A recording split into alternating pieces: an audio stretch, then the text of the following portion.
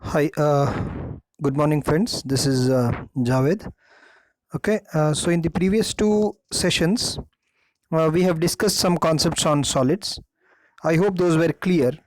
In this particular session of mine, I'll be just compiling both of them. ನಾನು ಇನ್ನೊಮ್ಮೆ ಆ ಎರಡು ಸೆಷನನ್ನು compile ಮಾಡಿ ಒಂದು ಕಾಮನ್ ಸೆಷನ್ ಮಾಡ್ತಾ ಇದ್ದೀನಿ.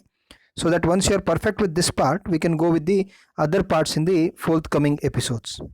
All right. So whatever we have learnt in solids till now, okay, for PUC second year, you have got solids for 8 hours. You get 7 marks in your annual examination. You get about 1 to 2 questions in your CET. You get approximately 1 question in your NEET and JEE. This is expected, it can increase. NEET ಮತ್ತು JEE ದಲ್ಲಿ question ಎರಡೂ ಆಗಬಹುದು. All right. So basically solids are being studied using a technique called as X-ray crystallography, which works on the Young's double slit experiment. ಈ term ಅನ್ನು ನೆನಪಿಟ್ಕೊಳ್ರಿ, ನಾನು ಬರ್ದಿಲ್ಲ. Young's double slit experiment. All right, fine. So solids, they can be classified into crystalline and amorphous solids based on the arrangement of constituent particle. ಈ part ಅಲ್ಲಿ mention ಮಾಡಿದ್ದೀನಿ ನೋಡಿ. All right, so this is an arrangement of what we call crystalline, and this is the arrangement of amorphous solids. So okay, now crystalline solids are also called as true solids. Remember these statements. Crystalline solids are also called as true solids, whereas amorphous solids are called as pseudo solids or supercooled liquids. ಇದೇನು question ಇದೆ annual ಎಕ್ಸಾಮಿನೇಷನ್ಗೆ ಬಹಳ important. ಯಾವುದು? why amorphous solids are called as pseudo solids or supercooled liquids. Why amorphous solids are called as pseudo solids or supercooled liquids? The answer is very simple. Amorphous solids are called as pseudo solids. Pseudo antandre false. Pseudo solids or supercooled liquids as they have an ability to flow. ಈಗೇನಿದೆ, normal glasses ನೀವು age old buildings ಅನ್ನು ನೋಡಿದರೆ, so if you go to any palace for a visit, ಅಲ್ಲಿದ್ದು window glasses ಅನ್ನು ನೋಡಿದರೆ ತೆಳಗಡೆ glass ದಪ್ಪ ಇರ್ತದೆ, ಮೇಲ್ಗಡೆ ಗ್ಲಾಸಸ್ ಏನಿರ್ತವೆ ತೆಳ್ಳಗಿರ್ತವೆ. The reason is years by years pass ಆಗ್ತಾ ಹೋದಂಗೆ, ಹಂಡ್ರೆಡ್ಸ್ ಆಫ್ ಇಯರ್ಸ್ ಪಾಸ್ ಆಗ್ತಾ ಹೋದಂಗೆ the glass will slowly move and try to settle at the bottom. That's why ಮೇಲ್ಗಡೆ ಗ್ಲಾಸ್ ತೆಳ್ಳಗಿರ್ತದೆ, ಕೆಳಗಡೆ ಬಂದಾಗ ಗ್ಲಾಸ್ ಏನಿರ್ತದೆ ದಪ್ಪಿರ್ತದೆ. Because of this ability to flow, amorphous solids are called as pseudo solids or supercooled liquids. ಇಲ್ಲಿ CETಗೆ ಒಂದು common question ಬರ್ತದೆ ನಿಮಗೆ. ಏನಪ್ಪಾ ಅಂತಂದ್ರೆ, ಎರಡು ಎಕ್ಸಾಂಪಲ್ ಕೊಡ್ತಾರೆ. ಒಂದು ಸಿಲಿಕಾ, ಇನ್ನೊಂದು silica glass. Which among the two is crystalline solid? Okay, silica and silica glass are quartz and quartz glass. Guys ನೆನ್ಪಿಟ್ಕೊಳ್ರಿ, quartz or silica formula SiO2. It is crystalline in nature, whereas quartz glass is amorphous in nature. ನಾನು ಯಾವುದೇ CET ಕ್ವಶನ್ಸನ್ನು ಈಗ put on ಮಾಡ್ತಾ ಇಲ್ಲ. Completely ನಮ್ಮದು ಏನು solid topic ಮುಗಿದ ಮೇಲೆ ಎರಡು ಸೆಷನ್ ಅಥವಾ ಒಂದು ಸೆಷನ್ ಏನಿದೆ ಕಂಪ್ಲೀಟ್ಲಿ ನಾನು CETಗೆ ರಿಸರ್ವ್ ಮಾಡಿರ್ತೀನಿ, ಮಧ್ಯದಲ್ಲಿ ಹಾಕೋದಿಲ್ಲ. I want you all to be thorough with the annual series first and then will touch with the CET part. ಆದರೆ ಈ ಹೇಳಿದ್ದನ್ನು ನೆನ್ಪಿಟ್ಕೊಳ್ರಿ, quartz is crystalline, quartz glass is amorphous. Now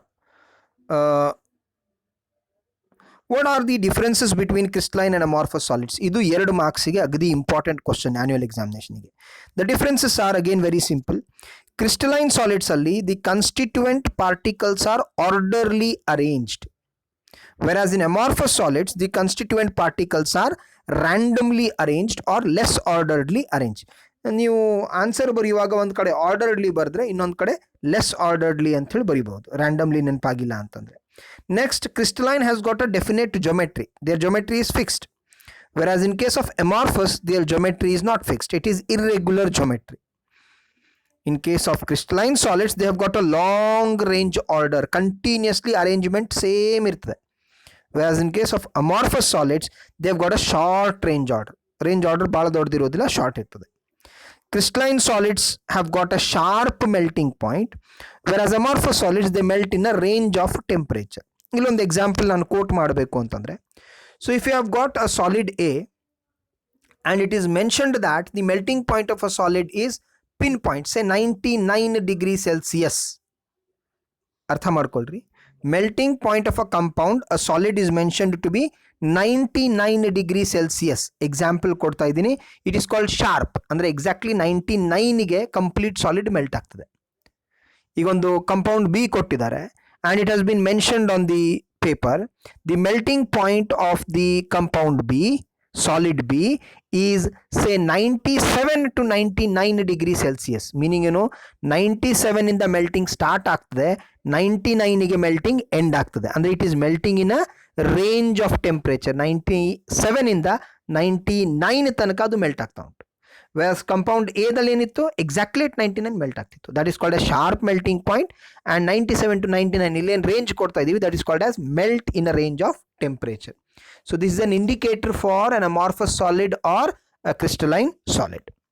Next, crystalline solids are anisotropic in nature and amorphous solids are isotropic in nature. Tropicity ಅಂತಂದಾಗ it is a directional property. ಅದನ್ನ explain ಮಾಡ್ತೀನಿ, though it's not there for your syllabus. ಅರ್ಥ ಮಾಡ್ಕೊಳ್ಳೋಣ. So concept of isotropy and anisotropy ನೆನ್ಪಿಟ್ಕೊಳ್ರಿ guys. So tropy ಅಂತಂದ್ರೆ area ಅಥವಾ ಒಂದು particular direction. Now I have got an example over here. You'll observe madri, from A to B I have got all the blue points. Okay, so this is isotropic. ಈಗ observe from C to D we have got a circle, blue point, circle, blue point, circle, blue point.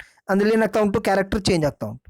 So ಒಂದೇ solid, in one particular solid, along AB I have got a different value and along CD I have got a different value.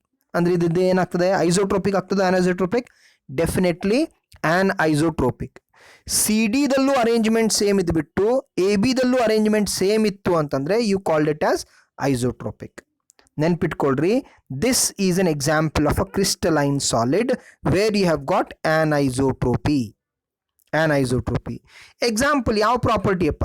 Refractive index. ಈಗ ನೋಡಿ, diamond ಅನ್ನ ತಗೊಂಡ್ಬಿಟ್ಟು ನೀವು ನಿಮ್ಮ ಕೈಯಲ್ಲಿ rotate ಮಾಡ್ತಾ ಹೋದ್ರೆ ಎಲ್ಲ ಕಡೆಯಿಂದ ಶೈನಿಂಗ್ ಏನಿದೆ ಸೇಮ್ ಇರ್ತದೆ, ಅದ್ರದ್ದು ಆರೈ ಸೇಮ್ ಇರ್ತದೆ, ಹೌದಾ? ಅಲ್ಲ. That is how they check the diamond. ನೀವು ಅಬ್ಸರ್ವ್ ಮಾಡಿರ್ಬೋದು ಮೂವೀಸಲ್ಲೆಲ್ಲ, ಹೌದಾ? ಡೈಮಂಡ್ನ ತಗೊಂಡು ಕಣ್ಣೆದುರುಗಡೆ ರೊಟೇಟ್ ಮಾಡ್ತಿರ್ತಾರೆ. Every time you rotate a diamond, the shine changes, the colour changes. Why?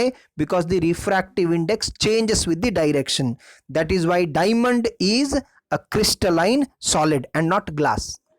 Diamond is a crystalline solid and not glass. I hope I am clear. All right. So next hogono, classification of crystalline solid. So in case of classification of crystalline solid, we have got molecular solids, we have got covalent solids, ionic solids and metallic solids. ಇದನ್ನ ನಾನು clear ಆಗಿ ಹೇಳಿದ್ದೀನಿ ನನ್ನ previous sessions ಅಲ್ಲಿ. ಇನ್ನೊಮ್ಮೆ revise ಮಾಡ್ತಾ ಇದ್ದೀನಿ. What are the constituent particles? Molecular solids ಅಲ್ಲಿ constituent particles are molecules. Ionic solids ಅಲ್ಲಿ constituent particles are ions. Covalent solids ಅಲ್ಲಿ ಎಟಮ್ಸ್. ಮೆಟಾಲಿಕ್ ಸಾಲಿಡ್ ಅಲ್ಲಿ metal ions are the constituent particle. ದಯವಿಟ್ಟು constituent particle ಬಗ್ಗೆ ಒಂದು ಸ್ವಲ್ಪ ಐಡಿಯಾ ಇರಲಿ. Example ಕೊಡಬೇಕಾದ್ರೆ ಮಾಲಿಕ್ಯುಲರ್ ಸಾಲಿಡಿಗೆ iodine crystals. What does iodine crystal contain? Iodine molecules. Example for ionic solid, sodium chloride. What does sodium chloride contain? Sodium ion and chloride ion. Ions irtav, sodium metal, chlorine gas irodilla. It is sodium ion and chloride ion.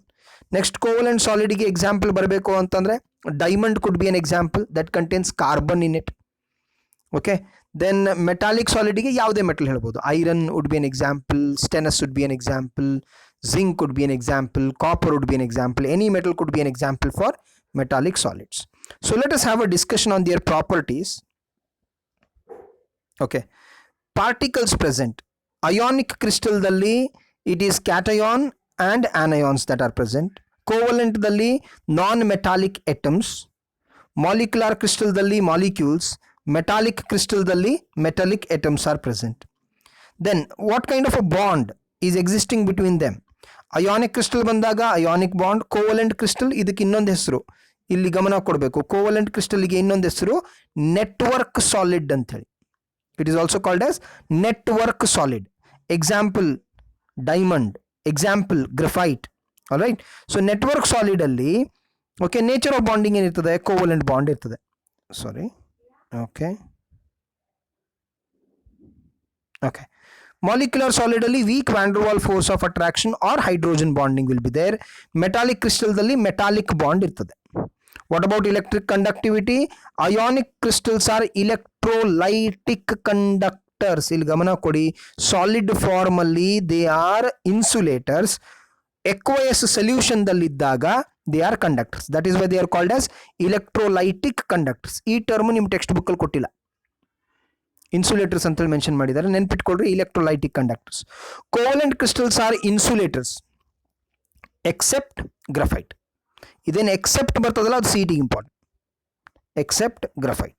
All right, all the covalent crystals are insulators except graphite. Graphite is a good conductor. Molecular crystals are insulators, whereas metallic crystals are very good conductors. Melting point ionic ದಲ್ಲಿ high ಇರ್ತದೆ, covalent ದಲ್ಲಿ very high except graphite. Molecular ದಲ್ಲಿ low melting point ಇರ್ತದೆ, metallic ದಲ್ಲಿ moderate to high melting point ಇರ್ತದೆ. Hardness, ionic crystals are hard and brittle, covalent are hard, molecular crystals are soft and metallic are, some metals are soft and some are hard.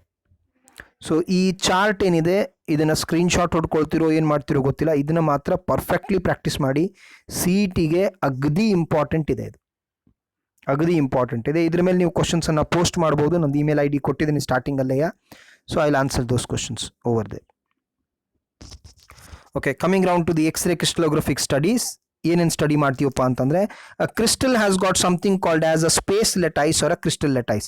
ಇದು 1 mark 2 mark ಕ್ವಶನ್ಸ್ಗೆ helpful ಆಗ್ತದೆ. What is a crystal lattice or what is a space lattice ಅಂತಂದಾಗ, the 3-dimensional arrangement of constituent particles in a crystal is known as a space lattice.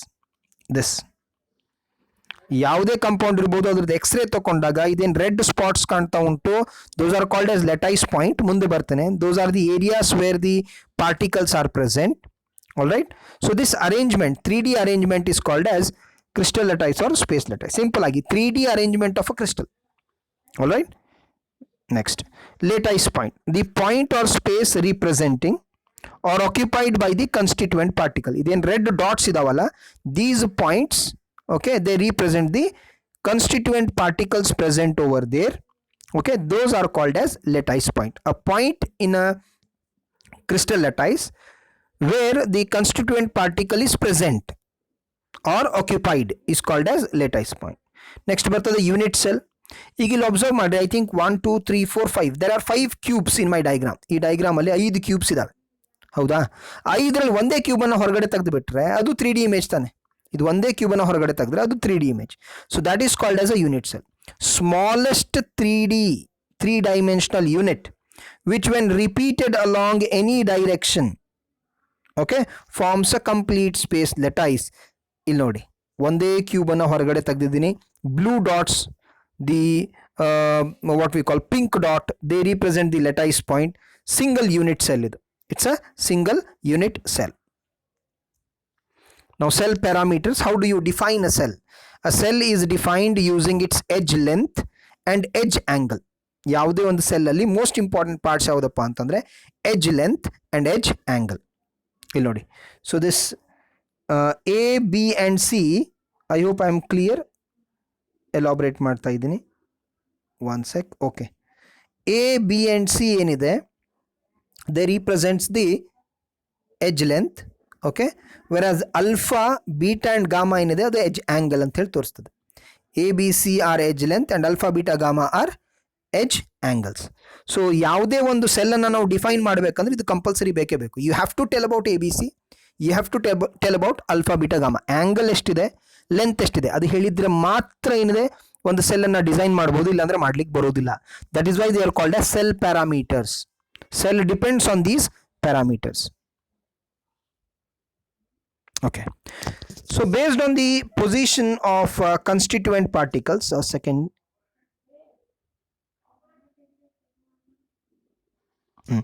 based on the position of constituent particles in a unit cell, they are classified into primitive and centered unit cell. ಈಗ ಎಲ್ಲ positions ಮೇಲೆ particles ಇದಾವೋ ಇಲ್ಲೋ ಆ basis ಮೇಲೆ you can classify unit cell into 2 categories. ಯಾವುದೊಂದು, ಒಂದು primitive ಅಥವಾ simple ಅಂತ ಹೇಳಿ ಕರಿತೀವಿ. The other one is centred. What you mean by primitive? Primitive or simple unit cell if the constituent particles are present only at the corners. ಈಗ ಇಲ್ಲಿ cube ಕಾಣ್ತಾ ಉಂಟಾ ನಿಮಗೆ ಡಯಾಗ್ರಾಮ್ದಲ್ಲಿ? ಈ ಕ್ಯೂಬಲ್ಲಿ ಬರೀ ಕಾರ್ನರ್ದಲ್ಲಿ ನಮಗೆ ಪಾರ್ಟಿಕಲ್ಸ್ ಇದಾವೆ. ಎಷ್ಟು ಕಾರ್ನರ್? 1 2 3 4 5 6 7 8. There are 8 corners. ಆ 8 ಕಾರ್ನರ್ಸ್ದಲ್ಲಿ ಪಾರ್ಟಿಕಲ್ಸ್ ಇದಾವೆ ಅಂತಂದರೆ you call it as a simple unit cell. ಬರೀ ಕಾರ್ನರ್ಸ್ದಲ್ಲಿ ಮಾತ್ರ, ಮತ್ತೆ ಎಲ್ಲೂ ಇರಬಾರ್ದು. Whereas what do you mean by a centered ಅಂತಂದರೆ along with the corners they have to be present elsewhere. ಒಂದು ಸ್ಲೈಡ್ ಹಿಂದ್ಗಡೆ ಹೋಗ್ತೇನೆ so that I can clarify that elsewhere concept. ಇವಾಗ ಇದನ್ನು ಅಬ್ಸರ್ವ್ ಮಾಡಿ. The particles are present at the corners, blue dots, and one particle is present within the body. ಇದನ್ನು primitive ಅಂತಿರೋ centred ಅಂತಿರೋ? Definitely centred. ಯಾಕೆ? Particles ಬರೀ ಕಾರ್ನರ್ದಲ್ಲಿಲ್ಲ, ಒಳಗಡೆನೂ ಉಂಟು. ಅರ್ಥ ಆಗ್ತಾ ಉಂಟಾ? ರೈಟ್. ಸೊ ಯಾವುದೇ ಡೌಟ್ ಬಂದಾಗ you have to just message me. ಯಾವ ಪಾಯಿಂಟಲ್ಲಿ ಅರ್ಥ ಆಗೋದಿಲ್ಲ ಅದನ್ನು ಮೆಸೇಜ್ ಮಾಡಿ ನಾನು ರಿಪ್ಲೈ ಮಾಡ್ತೇನೆ. So let's proceed. ಇದನ್ನು ಡಿಸ್ಕಸ್ ಮಾಡಿದ್ದೀವಿ already. So I hope I am clear with the what we call primitive and centred unit cell. Based on the relationship between these edge length, A B ಮತ್ತು C ನಡುವೆ ಏನು relation ಇದೆ, alpha beta gamma ನಡುವೆ ಏನು relation ಇದೆ, value ನಡುವೆ. Based on that, a French mathematician by name Auguste Bravias, he classified the unit cell into 7 crystal systems and 14 Bravais lattices. ಇದನ್ನ ಒಂದು ಸ್ವಲ್ಪ ಟೆಕ್ಸ್ಟ್ ಬುಕ್ಕಲ್ಲಿ ಕನ್ಫ್ಯೂಸ್ ಮಾಡಿಬಿಟ್ಟಾರೆ. ಏನಪ್ಪ ಇದು 7 ಕ್ರಿಸ್ಟಲ್ ಸಿಸ್ಟಮ್ಸ್ ಅಂತಂದರೆ, these are 7 primitive unit cells. ಇಷ್ಟು ನೆನ್ಪಿಟ್ಕೊಂಬಿಡಿ. Crystal systems are simple unit cells, whereas Bravais lattices are not simple. They may be simple, they may be centered. Okay, so there are 7 crystal systems and 14 Bravais lattices. To list them, we have got simple cube, tetragonal, orthorhombic, rhombohedral, monoclinic, triclinic, hexagonal. With the diagram ಕೊಟ್ಟಿದ್ದೀನಿ, value ಕೊಟ್ಟಿದ್ದೀನಿ ನೋಡಿ. Simple ಕ್ಯೂಬಲ್ಲಿ a is equal to b is equal to c, alpha beta gamma 90. ಟೆಟ್ರಾಗೋನಲ್ದಲ್ಲಿ a equal to b not equal to c, alpha beta gamma 90. ಆರ್ಥೋರೊಂಬಿಕ್ದಲ್ಲಿ a not equal to b not equal to c, alpha beta gamma 90. ರೋಂಬೋಹೈಡ್ರಲ್ದಲ್ಲಿ okay a equal to b equal to c, alpha beta gamma all are not equal to 90. Then we have got hexagonal. ಈ ಪ್ಯಾಟರ್ನ್ದಲ್ಲಿ ಬರ್ತಾ ಇದ್ದೀನಿ. ಹೆಕ್ಸಾಗೋನಲ್ದಲ್ಲಿ ನೋಡಿ a is equal to b not equal to c, alpha beta 90 gamma 120. Okay, ನಂತರ triclinic ನೋಡಿ a not equal to b not equal to c, alpha beta gamma ಅಷ್ಟು not equal to 90. ಮೋನೋಕ್ಲಿನಿಕ್ದಲ್ಲಿ a not equal to b not equal to c, alpha gamma 90, beta not equal to 90. ಇದೇನಿದೆ ಈ part, ಇದು C ಟಿಗೆ important. ಹೆಂಗೆ sir ನೆನ್ಪಿಟ್ಕೊಳ್ಳೋದು ಅಂತಂದರೆ very simple. ಇದಕ್ಕೊಂದು remembrance ಕೊಡ್ತಾನೆ, analogy ಕೊಡ್ತಾನೆ. ಏನಪ್ಪ ಅಂತಂದರೆ ಸಿಟಿಸನ್ ಆರ್ HMT. ನಾವು ಚಿಕ್ಕವರಿದ್ದಾಗ ಮೊಬೈಲ್ ಕ್ರೇಜ್ ಇರಲಿಲ್ಲ. We had got craze of wrist watches. ಅವಾಗ 2 ವಾಚ್ ಫೇಮಸ್ ಇದ್ವು, ಒಂದು ಸಿಟಿಸನ್ ಕಂಪ್ನಿದು, ಒಂದು HMT ಕಂಪ್ನಿದು. ಸೊ ಇದಕ್ಕೆ ನಾ ಹೆಂಗೆ ನೆನ್ಪಿಟ್ಕೊಳ್ತೇನೆ, ಇದು ನಾನು ಸ್ಟೂಡೆಂಟ್ ಇದ್ದಾಗ ಅಂತಂದರೆ ಸಿಟಿಸನ್ ಆರ್ HMT. ವಾಚ್ ತೊಗೊಂಡ್ರೆ ಯಾವುದು, ಒಂದು ಸಿಟಿಸನ್, ತಪ್ಪರೆ HMT. ಸೊ ಅಲ್ಲಿ market as CTOR HMT. CTOR HMT. C ಅಂದ್ರೇನು ಕ್ಯೂಬಿಕ್, ಟಿ ಅಂದರೆ tetragonal, O ಆರ್ಥೋರೊಂಬಿಕ್, R ರೋಂಬೋಹೈಡ್ರಲ್, H hexagonal, M monoclinic, T triclinic. ಈಗ ಗೈಸ್ ನಾನು ನಿಮ್ಗೊಂದು ಹೋಮ್ ವರ್ಕ್ ಇಲ್ಲಿ ಕೊಡ್ತಾ ಇದ್ದೀನಿ. ನೀವೇನು ಮಾಡಬೇಕು, ಇದೇ ಪ್ಯಾಟ್ರನ್ದಲ್ಲಿ ಇದೇ ಆರ್ಡರ್ದಲ್ಲಿ ಬರೀರಿ. ಯಾವುದು, ಸಿ ಮೊದಲೇ TORHMT, ಆಮೇಲೆ ಅಲ್ಫಾ ಬೀಟಾ ಗಾಮಾದ ವ್ಯಾಲ್ಯೂಸು, ABCದ ವ್ಯಾಲ್ಯೂಸ್ ಬರೀರಿ. ನೆಕ್ಸ್ಟ್ ಎಪಿಸೋಡಲ್ಲಿ ಅದರದ್ದು ಎನಾಲಜಿಯನ್ನು ನೀವು ನನಗೆ ಹೇಳಬೇಕು, ಮೆಸೇಜ್ ಮಾಡಿ ಹೇಳಬೇಕು ಏನಿದೆ, what is the trick I have applied over here ಅಂತ. ನಾನು ಹೇಳೋದಿಲ್ಲ, ಟ್ರಿಕ್ ನೀವು ನೋಡ್ರಿ, ಎಲ್ಲ ವ್ಯಾಲ್ಯೂಸು ನೆನಪಾಗ್ತದೆ. ಹೌದಾ, ಸಿಂಪಲ್. ನಾನು ಸ್ಟಾರ್ಟಪ್ ಕೊಡ್ತೇನೆ. ಸಿ ತೊಗೊಳೋಣವಾ? ಸಿ ಅಂದರೆ ಯಾವುದು, ಕ್ಯೂಬಿಕ್. ಏನಿದೆ, a equal to b equal to c, alpha beta gamma equal to 90, ಎಲ್ಲ 90 ಇದಾವೆ. ನೆಕ್ಸ್ಟ್ ಟಿ ಯಾವುದು, ಟೆಟ್ರಾಗೋನಲ್. ಚೆಕ್ ಮಾಡಿ, a equal to b not equal to C, ಅಂದರೆ ಒಂದು ಅನ್ಈಕ್ವಲ್ ಬಂತು, ಬಟ್ ಆ್ಯಂಗಲ್ ನೋಡಿ ಎಲ್ಲ 90. ನೆಕ್ಸ್ಟ್ ಹೋಗಿ ಬರೋಣ, ಆರ್ಥೋರೊಂಬಿಕ್. ಏನಿದೆ, a not equal to b not equal to C, ಒಂದು ಅನ್ಈಕ್ವಲ್ ಇತ್ತು, ಇಲ್ಲಿ 2 ಅನ್ಈಕ್ವಲ್ ಅದು, ಬಟ್ ಆ್ಯಂಗಲ್ ವ್ಯಾಲ್ಯೂ ನೋಡಿ ಆಲ್ ಆರ್ 90. ಸೊ ಫಸ್ಟ್ 3ದಲ್ಲಿ CTOದಲ್ಲಿ A B C value change ಆಗ್ತಾ ಹೋಗ್ತದೆ, ಬಟ್ ಅಲ್ಫಾ ಬೀಟಾ ಗಾಮಾ ಏನಿದೆ 90 ಇರ್ತದೆ. ಈಗ ಆರಿಗೆ ಬರೋಣ, ರೋಂಬೋಹೈಡ್ರಲ್ಲಿಗೆ. ರೋಂಬೋಹೈಡ್ರಲ್ ಏನಿದೆ, A equal to B equal to C, ಮತ್ತು ವಾಪಸ್ A equal to B equal to C first ಹಾಫಲ್ಲೇ ಬಂದ್ವಿ. ಬಟ್ ವ್ಯಾಲ್ಯೂ ಆ್ಯಂಗಲ್ದಲ್ಲಿ ಬಂದಾಗ alpha beta gamma not equal to 90. ಆರ್ ಮುಗೀತು. ಅರ್ಥ ಆಯ್ತಾ? ನಮ್ಮ ಮುಂದಿಂದ ಹೇಳ್ತಾ ಇಲ್ಲ, ಮುಂದಿನ ನೀವು ಟ್ರೈ ಮಾಡ್ತೀರಿ, you will work it out on that. ನನಗೆ ಮೆಸೇಜ್ ಮಾಡಿ ಹೇಳ್ತೀರಿ, sir I have understood or I have not understood ಆಗಿಲ್ಲ ಅಂತಂದರೆ ಅದನ್ನು ಇನ್ನೊಮ್ಮೆ ಹೇಳ್ತೀನಂತೆ. This is very very important trick to remember for CET as well as NEET, ಸಿಟಿಸನ್ or HMT. Next, what does a cube have in it? ಇದು ನಮ್ಮ ಸಿಲೆಬಸ್ಸಿಗೆ linked ಅಲ್ಲ, but ನನ್ನ ಪ್ರಕಾರ ಇದು ನಿಮ್ಗೆ ಗೊತ್ತಿದೆ, ಜೊಮೆಟ್ರಿ ಗೊತ್ತಿದೆ ಅಂತಂದರೆ ಭಾಳಷ್ಟು ಕ್ವಶನ್ಸನ್ನು ಈಸಿಲಿ ಸಾಲ್ವ್ ಮಾಡ್ಬೋದು CETದಲ್ಲಿ. ಯಾವುದು? ಒಂದು ಕ್ಯೂಬಲ್ಲಿ ಏನಿರ್ತದೆ? A cube has got 8 corners. ಏನಿದೆ? 8 ಕಾರ್ನರ್ಸ್. ನೆನ್ಪಿಟ್ಕೊಳ್ರಿ. 6 faces, 12 edges, 1 body, 23 elements of symmetry. Elements of symmetry ನಮ್ಮ ಪೂರಾ ಟೆಕ್ಸ್ಟ್ ಬುಕ್ಕಲ್ಲಿ ಎಲ್ಲೂ ಡಿಸ್ಕ್ರಿಪ್ಷನ್ ಇಲ್ಲ, ಬಟ್ ಗೊತ್ತಿರಬೇಕು. ಏನೇನಿದೆ ಹೇಳಿ? 8 ಕಾರ್ನರ್ಸ್ ಇದ್ದಾವೆ, 6 ಫೇಸಸ್ ಇದೆ, 12 ಎಡ್ಜಸ್ ಇದೆ, 1 ಬಾಡಿ ಇದೆ, 23 ಎಲಿಮೆಂಟ್ಸ್ ಆಫ್ ಸಿಮೆಟ್ರಿ ಇದೆ. Alright, so let us have an arrangement. Simple ಕ್ಯೂಬ್ದಲ್ಲಿ ಏನು ಅರೇಂಜ್ಮೆಂಟ್ ಇರ್ತದಪ್ಪ? ಸಿಂಪಲ್ ಕ್ಯೂಬ್ದಲ್ಲಿ the particles are present only at the corners. ಇಲ್ಲಿ ತಗೊಂಡೆ ನೋಡಿ. Sorry, okay. The particles are present only at the corners. ಇಲ್ಲಿ ಕಾಣೋದಾ? ಸೊ ಅದನ್ನು ನಾವು ಎಕ್ಸಾಕ್ಟ್ಲಿ ಕಟ್ ಮಾಡಿ ಡಿವೈಡ್ ಮಾಡಿದರೆ ಎಷ್ಟು ಬರ್ತಾ ಉಂಟು ನೋಡಿ? ಜಸ್ಟ್ 1/8 ಪಾರ್ಟ್ ಬರ್ತದೆ. ಒಂದು ಬಾಲನ್ನು 8 ಪಾರ್ಟಲ್ಲಿ ಡಿವೈಡ್ ಮಾಡಿದಾಗ ಅದರದ್ದು ಒಂದು ಪಾರ್ಟ್ ಒಂದು ಕ್ಯೂಬಿಗೆ ಬಿಲಾಂಗ್ ಆಗ್ತದೆ. ಇಲ್ಲಿ 1 2 3 4 5 6 7 8, I think all the 8 are visible over here. So ಅದರದ್ದು ನಾವು ಕ್ಯಾಲ್ಕುಲೇಟ್ ಮಾಡಿದಾಗ, if you calculate 8 particles, 1 at each corner of the cube. So ಅದಕ್ಕೆ ಟೋಟಲ್ ಎಷ್ಟಪ್ಪ? ಒಂದು ಸಿಂಪಲ್ ಕ್ಯೂಬ್ದಲ್ಲಿ ಪಾರ್ಟಿಕಲ್ಸ್ ಅಂದರೆ 1/8 ಶೇರ್ ಇದೆಯಾ ಅಲ್ವಾ? Out of the entire ball only 1/8 is belonging to one cube. So 1/8 into 8, the total number of particles in a simple cube will be 1. ಅದೇ ರೀತಿ BCC ನೋಡಿ, I'll just enlarge. There are particles at the corner 1 2 3 4 5 6 7 8 and 1 within the body. ಕಾಣ್ತಾ ಉಂಟಾ? So ಇಲ್ಲಿ particles at the corner 1/8 ಕೊಡ್ತವೆ, within the body 1 share ಕೊಡ್ತದೆ. So ಅದನ್ನು ನಾವು ಚೆಕ್ ಮಾಡಿದಾಗ ಟೋಟಲಿ 9 ಪಾರ್ಟಿಕಲ್ಸ್, BCCದಲ್ಲಿ 9 particles are required to form a BCC. 8 particles are required to form a simple cube. But what about the share? Share of particles simple cube dalli 1.